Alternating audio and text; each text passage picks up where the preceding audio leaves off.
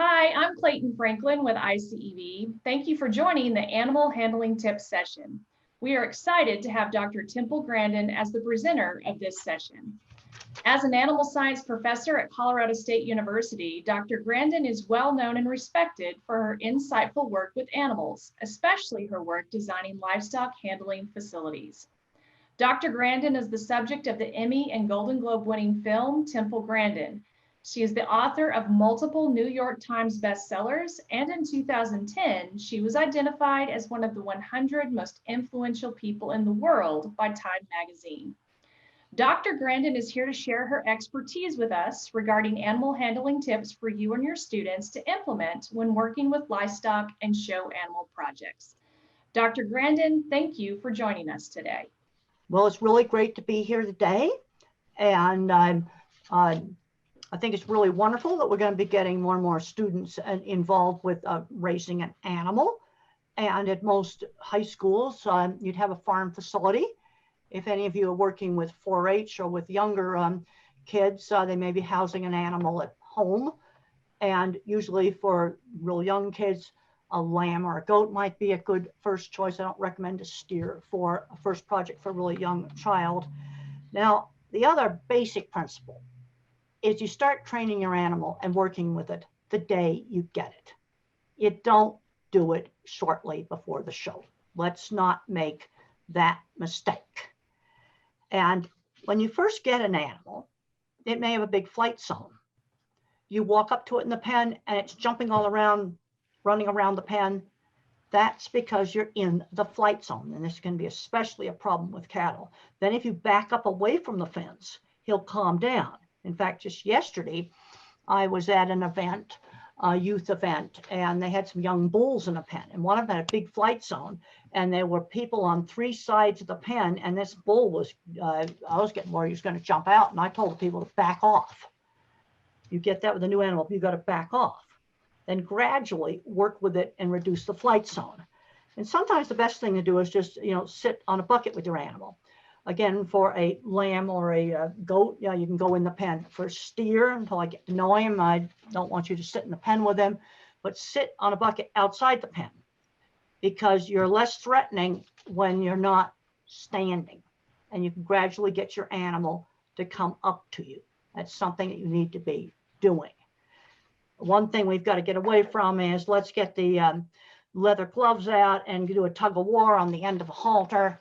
I want to avoid all of that sort of stuff. That's not the thing to do.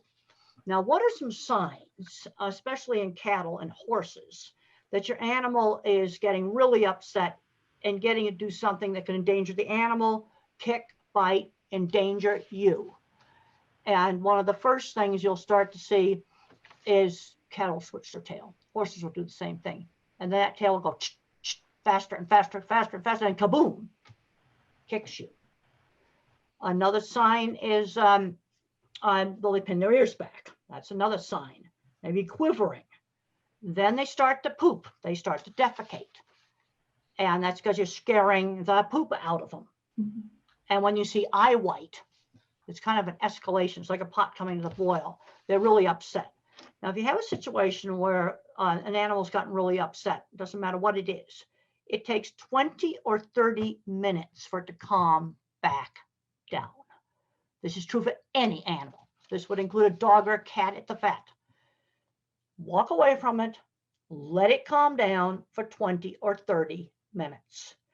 That's how long it takes the heart rate to go back to normal. I'm sure quite a few of you have experienced a near miss in a car accident, and it takes quite a while to calm down. It's the same thing with an animal. All right, here's some tips on halter breaking. Again, I don't want to be doing the tug of war thing.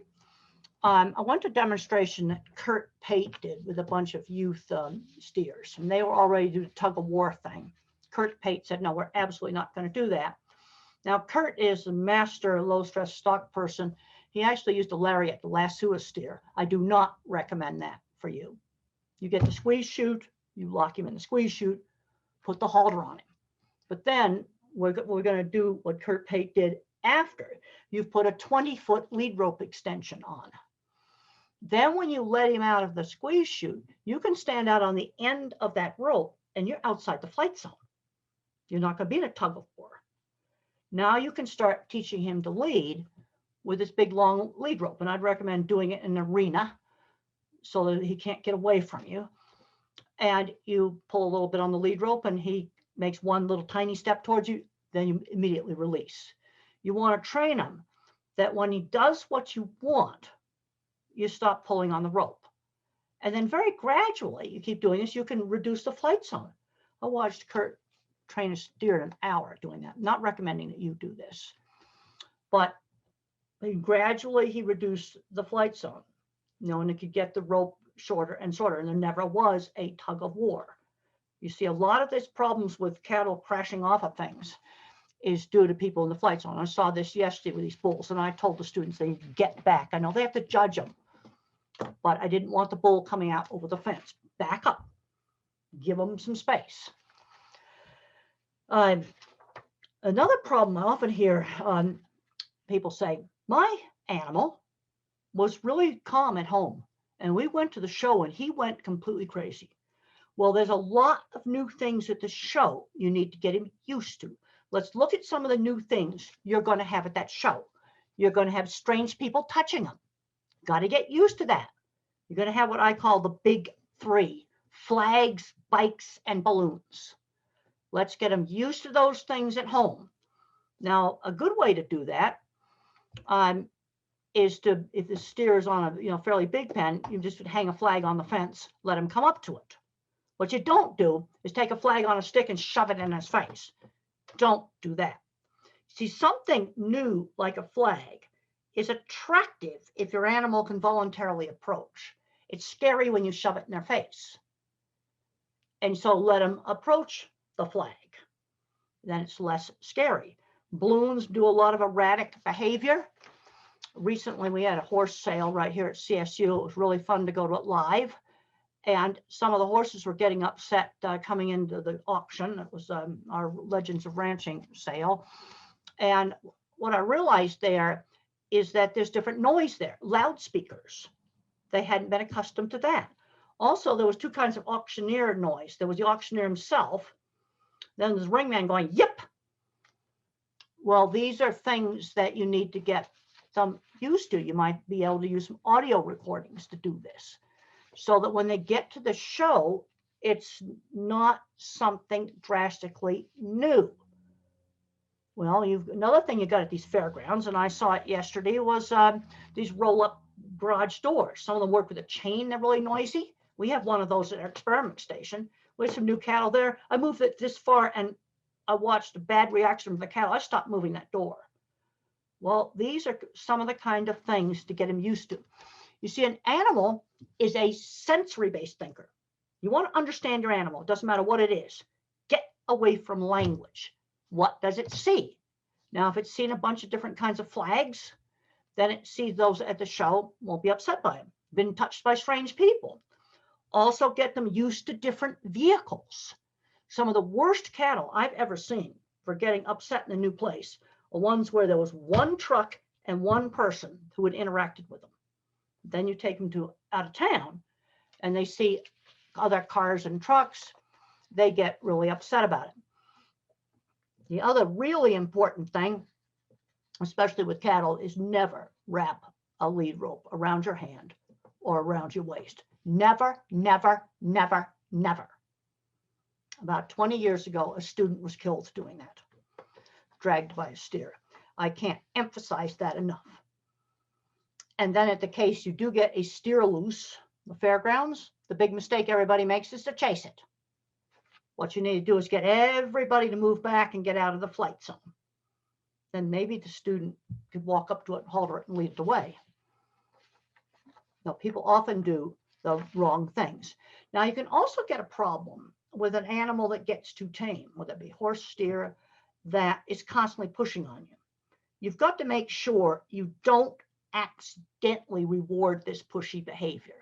When you go to feed it, if it's pushing on you, don't put the feed down. This applies to any animal.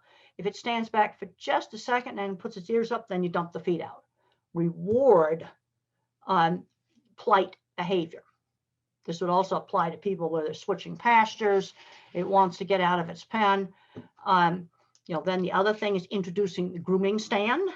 We need to make this a good place.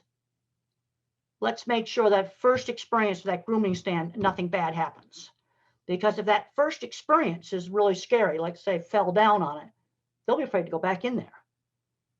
You want that to be associated with, getting a treat. Make sure your grooming stand has a non-slip floor. Cannot emphasize enough the importance of a non-slip floor. Also, never leave an animal alone in a grooming stand. Never, never, never. There's been some really bad cases where they were grooming their animal. They went to the bathroom for bathroom break and they came back and their animal was choked, or their animal had cut its foot. But a basic principle is first experiences with new things like the grooming stand or trailer should be good first experiences. Another warning, do not play budding games with livestock. It's not cute when they get big. The other thing you need to remember is that on sheep and goats and cattle, this is sort of like the no-fly zone right here. If you press on this here, they push back. A horse you can pet here. This is where you have a difference in the species, because bulls fight like this, rams back up and go kaboom. And if you press on this, that triggers that budding. So you can scratch them everywhere else. Another little tip, I see people doing this to horses. Don't do this. Don't do this. That's hitting. Stroke it. Stroke it. Make it feel like the mother's tongue. Stroke it. You can stroke cattle here. They really like it. You stroke them in the place where mom licks them. They really, really like that. Also like to show you some of my books. It's my most basic book on livestock behavior. Temple Grandin's Guide to Working with Farm Animals. Now I've got to say a few things about welding. This is my big corral book, but it's got some really, really nice beginner welding projects in it for gates and latches and all kinds of useful things like that. And we need to get people trained in welding.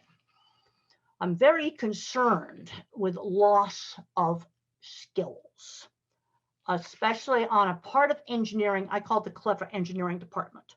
When I was out in the field working in construction projects in some of these very large meat plants, I worked with people that were probably autistic, dyslexic, or ADHD that had 20 patents, and they owned a metal fabrication shop.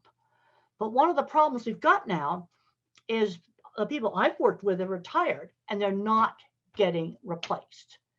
Now, prior to COVID, I went to a large state-of-the-art pork processing plant, and everything out on the cut floor where they cut up the meat was imported from high-wage countries. I just went to another pork plant just after some of the I could fly again because I was vaccinated. Went into a beautiful processing floor for cutting up. This is called the cold side of the plant. Equipment was from Italy. It was from Holland and Denmark. Beautiful equipment. And the reason for that is they've kept skilled trades. We have got to fight to keep our FFA programs. And yes, I want to do the livestock, but I also want to make sure you keep your welding programs. I cannot emphasize that enough because we are losing skills on what I call the clever engineering department. Because over and over and over again in these big processing plants, I saw a very interesting division of the labor on who designs and builds what in that plant. And your more mathematically trained engineers, they'll do refrigeration and boilers. But then that super clever packaging machine, that's made by the kid that might be a special ed kid. And you need to let them take welding. Also take drafting and designing, because there's two kinds of thinking here. You've got the visual thinker like me who thinks in pictures, the object visualizer. And then you've got the more mathematical mind. And they're different kinds of minds. And we need these people. Let's take something like the Mars rovers. If you look at the Mars rovers, our Mars rover, you look at the Chinese Mars rover, they've taken fantastic selfies of themselves with a robotic arm. There's beautiful hand-done wiring on both of them. Absolutely beautiful. Mission critical. That was done by probably one or two people in a shop.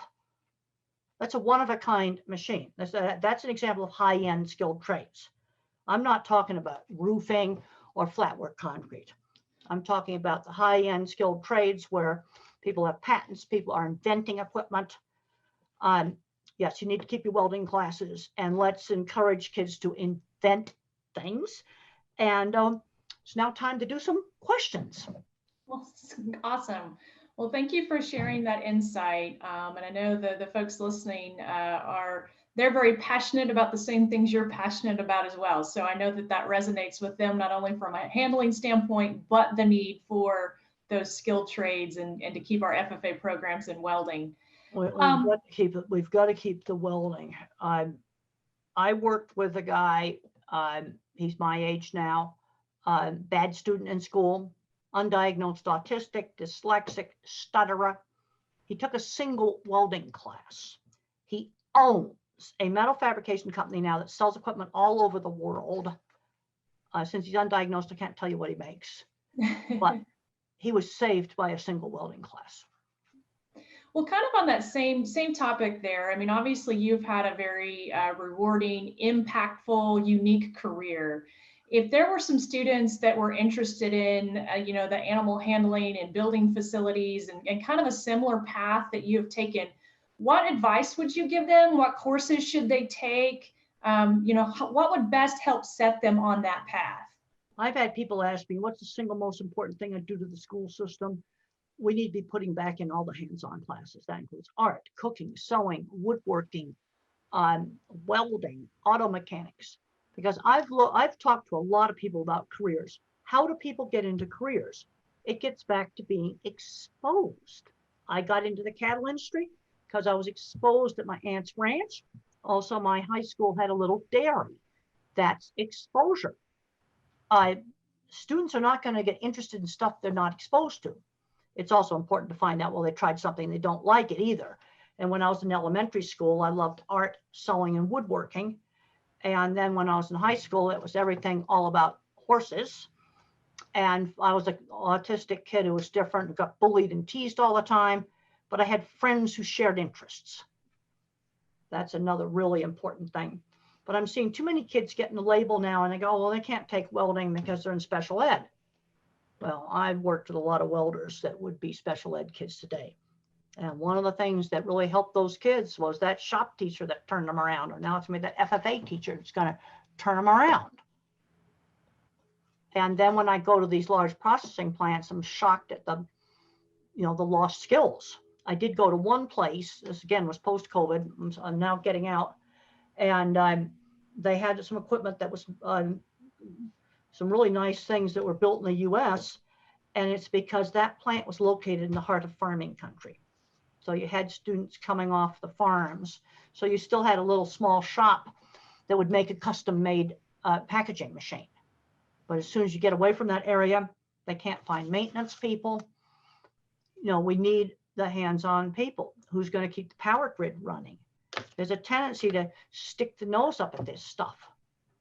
And look at some of the beautiful wiring on the Mars rovers. Most people don't think to look at that. I looked at that, and that wasn't made by 100 people because the device isn't even that big. But somebody made that. You see, the mathematicians got it to Mars, but the visual thinkers like me who can't do algebra did the wiring. Right.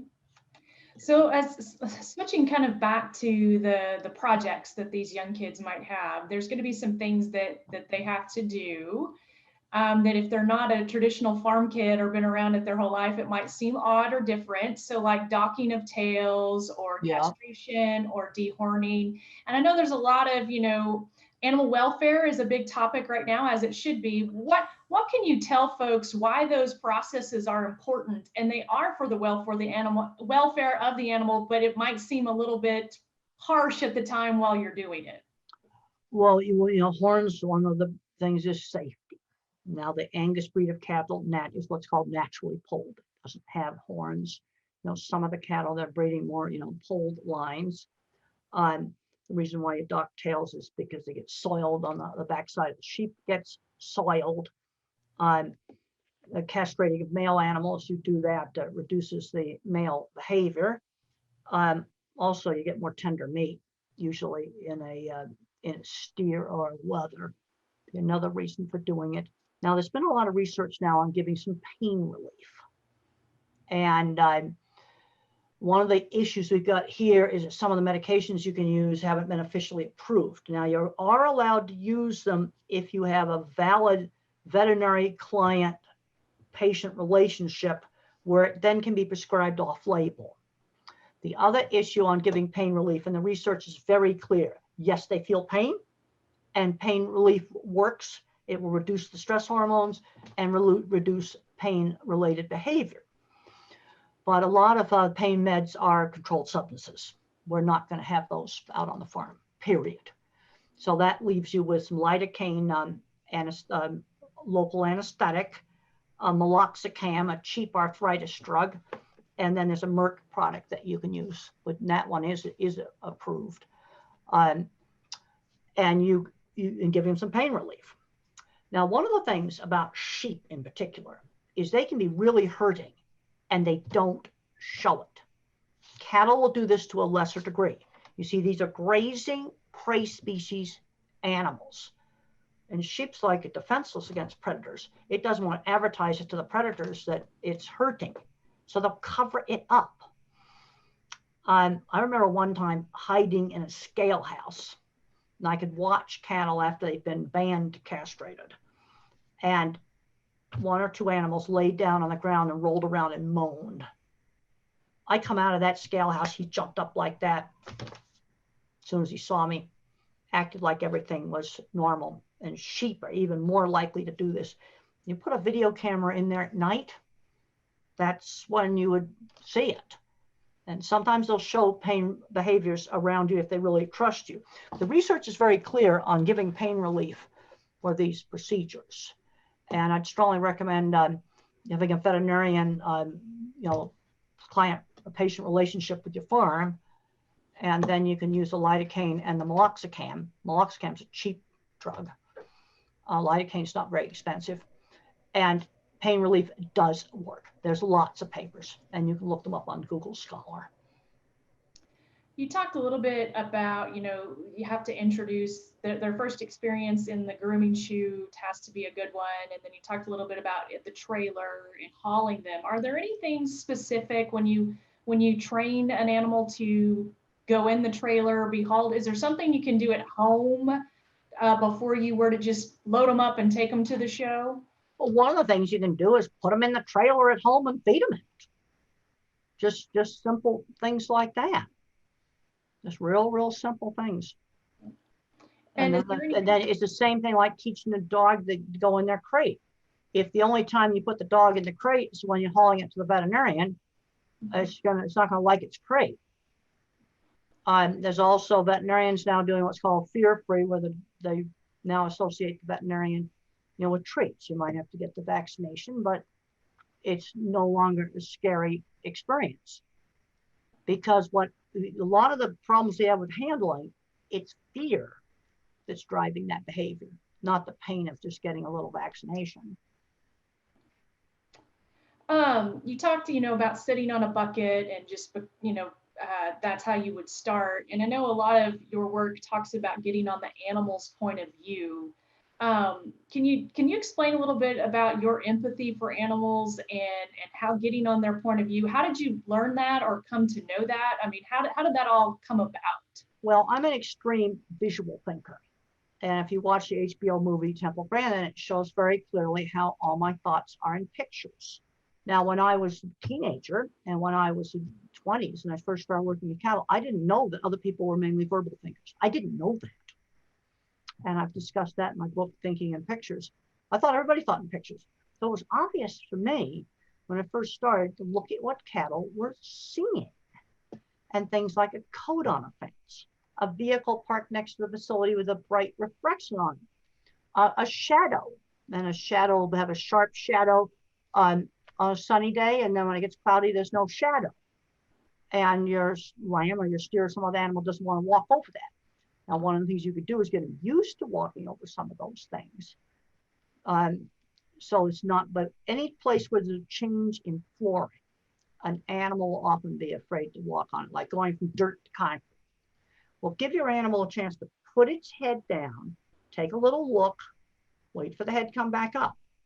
They've got wide angle vision, that's designed so they can watch for danger while grazing. So their depth perception is not that good, and they have to put the head down. Let them look at where it changes from dirt to concrete.